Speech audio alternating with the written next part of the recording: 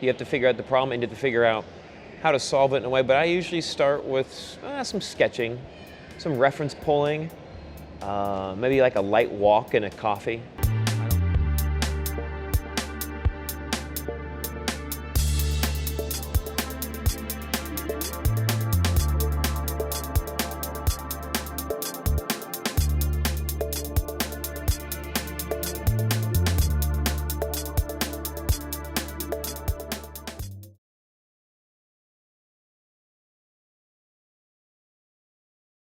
I would say the biggest piece of advice I would say is to make a website, put your artwork out there. Don't listen to people if they love your artwork, and don't listen to people if they hate your artwork, because people that love your artwork are probably being nice. They're probably friends, family. Oh, it's so good. You're supposed to say that you're my mom, you know what I'm saying? So you can't really take anybody's opinion too seriously. You need to stick to your guns and you need to push yourself. And you can't let failure get you down. It's going to happen. And you got to work hard enough to get lucky. So, you know, depending on the industry they're trying to get into, is it commercial, is it entertainment, is it comic books, advertising, marketing? There's a lot of different pieces of advice I could give, particular pieces for each one, but that would probably be my general advice.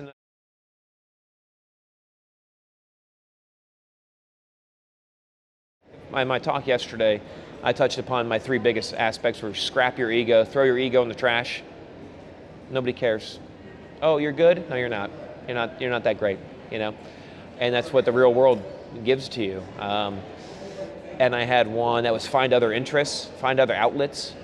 Don't make art your only thing in life, because if it is, you're gonna suffer a world of disappointment. You have to find other things that bring you passion. It could be creative outlets. So I've taken up cooking. I like cooking quite a bit. It's fun for me. I love crock-potting. Have you ever crock-potted? And slow cooked? If you slow cook, you can't mess it up. Try slow cooking. And what was the other one? Oh, do you. And for a new artist coming up, you have to do yourself. Do you. You do you. I can't do what you do. Nobody can do what you do. Do what you do. Because there's only one you. There could be 1,000 other everybody else's. Don't try to do what the other artists, don't emulate too many people. You can emulate them early on and copy what they do early on, maybe when you're a kid, just to get kind of the foundation down. But you have to do you. So find out who that is, and then that will give you a voice to speak with.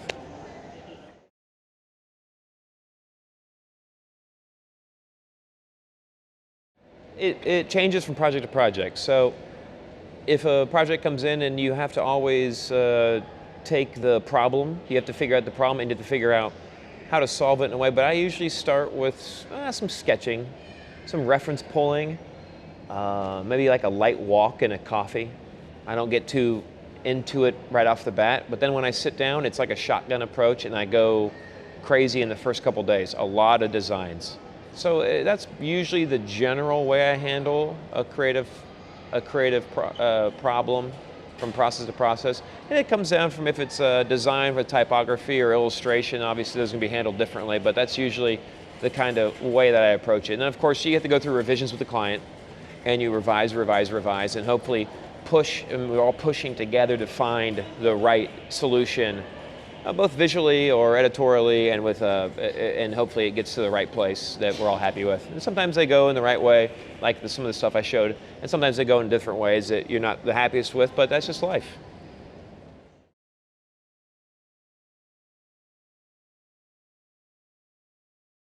No plugins, but I could name brushes. The brushes from Kyle's Mega Pack that's now included with Photoshop. I'd probably say that's the only thing that I really use on a day-to-day basis. And then now it's included in Photoshop, so I think everybody's kind of privy to those assets. Yeah.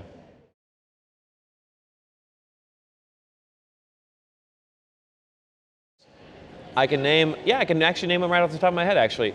My favorite book, probably of all time for artists, is called Orbiting the Giant Hairball.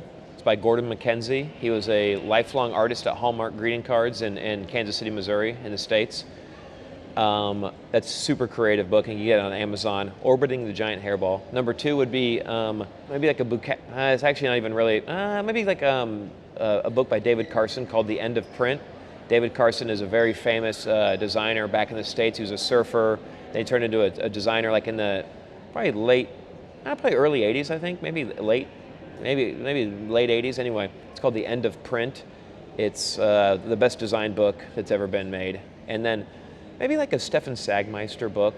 I'm kind of old school with these guys, and Sagmeister is a prolific German designer, maybe Austrian, and he has one that's called Things I Learned in My Life, and they're just really great little nugget anecdotes for design. Those are probably the ones I'd recommend.